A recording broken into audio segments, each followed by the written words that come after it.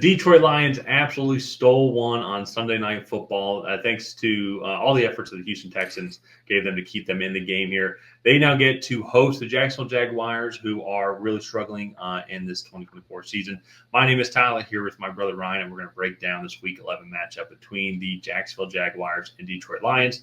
But before I get into that, if you haven't already, hit that subscribe button, leave a like, and a comment. Let us know who you think will win this game and why. Trying to get to 100 new subscribers for our Week 11 prediction videos we have going out, and any help is greatly appreciated. And so, Ryan, absolutely wild game on Sunday Night Football. Detroit Lions and Houston Texans. Jared Goff is happy the team won. Probably a game he's going to want to forget as quickly as possible. But a win's a win. It's like a par in golf. Doesn't matter how you get it, just as long as you can write down on the scorecard that you got a par. And so, but it's kind of one of those games, though, and we see this a lot from great teams like the Lions, and the Lions are a great team.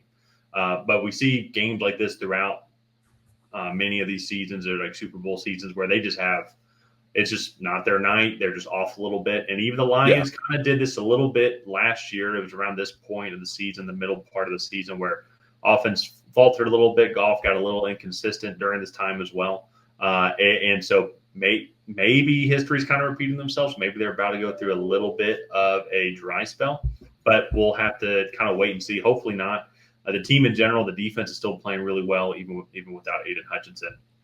And combination still Jahmyr Gibbs and David Montgomery, who Gibbs actually I think had more carries. I think he had 7 more carries than David Montgomery as well. So maybe we're starting to see that transition to Jahmyr Gibbs, but they're going to go up against the Jacksonville Jaguars, who it's just not their season. We talked about Mike McCarthy in the last video. It's his seat getting hot.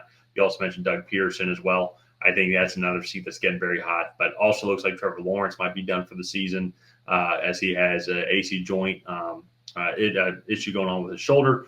Mac Jones came in and played and was not the first-round quarterback pick that we all saw him, or that you saw him in his rookie season. He was more like the Mac Jones during his final season in New England. So I want to throw it over to you here.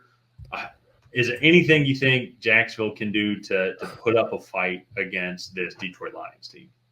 If Detroit comes out and throws 5 interceptions again, they will have a chance. Outside of that, I don't think so. I'd say that might be the difference. Sam Darnold threw 3, and the Vikings were able to eke it out. So if the Jaguars can get 5 picks this time, maybe that'll be enough.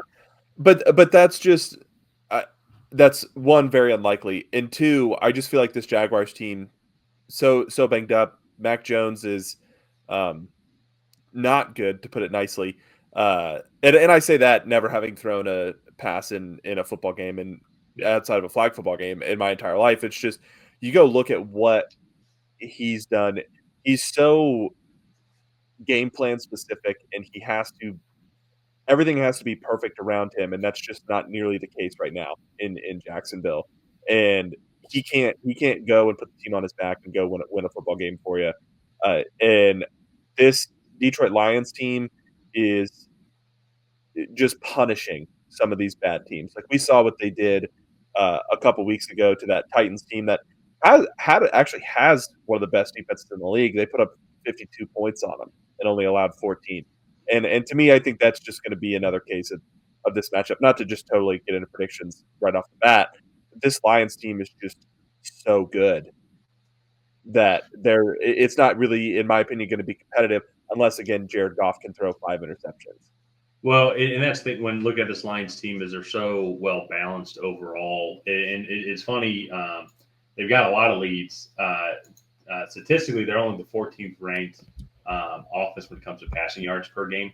They're 7th overall in rushing yards. They have had a couple of like dud performances when it comes to the passing yard department these past couple of weeks, but it's because Tennessee, they had 61 passing yards, but it's because they got up 35 points, I think, or something like that, extremely quickly. Then 137 in a pretty range-soaked game at Green Bay, but they were well in control of that game from the get-go. I think they're up 21-3 or 24-3. It was 24-3, I think. Yeah.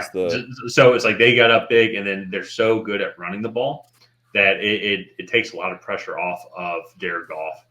Normally, otherwise he might throw 5 interceptions. And so, but it's I think that Jared Goff performance was a one-off. I think that this team overall, in general, is one of the better passing teams in the league. They play a lot of it off of the run, and that's what sets up their great passing game. And you still have Monroe St. Brown, who's a stud. James Williams came back after his little suspension. You got Sam Laporta, who caught a touchdown, who is going to be one of the future star tight ends, if he's not already the star tight end in the league. So everything just kind of fits well within that Ben Johnson system. And on top of that, too, the defensive side of the ball, they're still getting after it. They're still able to provide good pressure on the quarterback. I think, C.J. Stroud got sacked 4 times, and this Jags offensive line is nowhere near as good as Houston's offensive line, and Houston's offensive line is banged up pretty big. And so, and on top of that, too, Jags, they have Brian Thomas Jr., yes.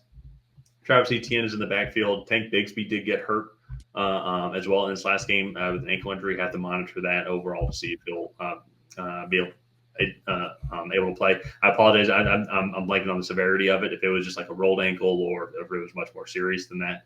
And then on the defensive side of the ball, the Jags, they got Josh Allen, they got Trayvon Walker. Other than that, though, they've been really banged up in the secondary. 30th, and when it comes to passing yards allowed as well. So Jared Goff might be telling Dan Campbell and Ben Johnson, like, hey, can I redeem myself and throw for 500 yards against this Jags team? So we'll have to wait and see. But when it comes to predictions here, I've been talking a lot, and it's probably been pretty obvious, I think, throughout this whole video of who I'm going with. But, yeah, I'm going to go with the Detroit Lions as well in this game. So we went through this pretty quick. I just want to – and I'm also going with the Lions. I already said it earlier. But just talk a little bit more about the Jags. Is this the game that Doug Peterson loses his job after? Because I feel like we've just been teetering on that ledge. Like that loss to Chicago in London, I felt like if New England came in and beat them, that they would have gotten back to the States the next day and he would have been gone then. They ended up winning that game. But then since then, like 30-27 loss to the Packers, that was close. 28-23 loss to the Eagles, that was close, and then this 12-7 loss to the Vikings. If the Lions come in here and just blow the doors off, do you think that's the final straw for Doug Peterson? No, except you're almost expecting it. And then even too, if you go up against the Texans, and they played the Texans hard earlier in the year, and that was when the team was healthy. I think there's going to be a game that does it. If they lose to the Titans, because the Titans and Jags, and this is in week 13. Yeah, 13. Week 14. Sorry. So at Tennessee, if they go and lose to Will Levis, 13. Because this game is week 11, then Texans are 12. At Tennessee is week 13. They have a bye in week 12. Yeah. Okay. If they lose to Tennessee at Tennessee in week 14, I could see that being the week, because this is, if you're trying to look at some semblance of hope, like that you're building, that you at least don't want to be last in your conference. I would say, and right now the Titans and the Jags are fighting for that. They're both 2-8. Well, the Titans are 2-7. The Jags are 2-8. Both of these teams are probably going to be 2-9, 2-8. I would say. Who's Tennessee playing this week? Tennessee's playing Minnesota. They'll probably also be 2-8 as well. They'll probably lose. And so if that's going to be the game, I think that's when they would do it, because the Tennessee Titans, they're starting their rebuild process. Because they fired Mike Vrabel, they brought in Brian Callahan as their head coach, and have a new system as well. They do have a young quarterback also, Will Levis, that they might see if they're going to keep on going with him and keep building on him, trying to build his confidence. The Jags paid Trevor Lawrence, so that's their guy to build around, and he's going to be an attractive suitor to come in. And the Jags, as of right now, have estimated $64 million in cap space, so still pretty good place to come down and play if they have the money to spend. So I think that would be the game that they would do it. Also, I think just because the Lions, like everybody expects the Lions to beat the Jags 52-14, like how they did to the Titans. So, but we'll have to see. We'll have to see. It's possible. It's getting to that point. It's definitely getting to that point. Yeah, because I think you look like him, Matt Eberflus, Mike McCarthy in Dallas. Like, to me, I'm trying to think of other coaches that are on a hotter seat at the moment. Well, and then, like, if we're going down the rabbit hole with what Ben Johnson's been able to do with this Lions offense, Oh yeah, imagine what he could do if you give him Trevor Lawrence, you have Travis Etienne, you have Ryan Thomas Jr., and then you go have Evan Ingram as your tight end. Christian Kirk comes back healthy. Imagine him and his mindset. Then you got Tank Bigsby. You got yeah, Travis Etienne. Tank Bigsby is a similar combo to what he's trying to do with Jahmyr Gibbs and yeah, David Montgomery. Montgomery's more of the tank, no pun intended, but the goal, like the red zone guy. While Jahmyr Gibbs is kind of morphing into your in between the 20s type guy. You know, they both can do both, but ETN and Bigsby I think is kind of a similar type setup overall. While Bigsby's more of your enforcer, while ETN is your kind of every down kind of guy. So it'll be interesting. I think if Peterson does go, I think Ben Johnson would fit really well in Jacksonville. yeah. I also think too this could be a potential Bill Belichick landing spot. I think you look, they have the quarterback there already. This offense, you bring in like a Josh McDaniels. I think you get this running game going.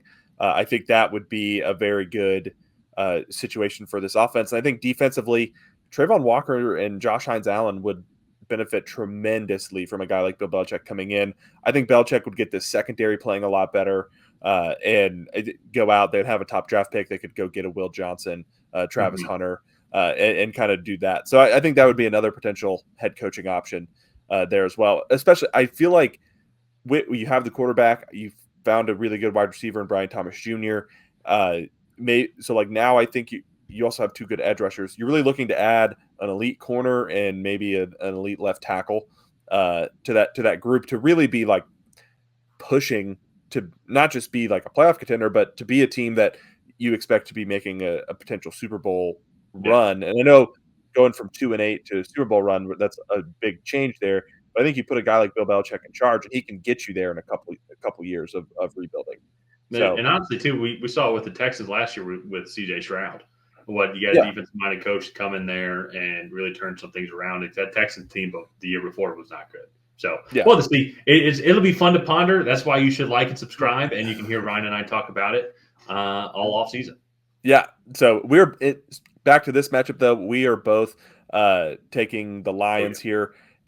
And yeah, let's go ahead. We'll wrap it up. If you guys have not already, please go ahead and like and subscribe. It is the best way to help out the channel. While you're down there, go ahead and leave a comment on who you think is going to come out ahead. Will it be the Jacksonville Jaguars? Will it be the Detroit Lions? And on that, we'll see you guys next time.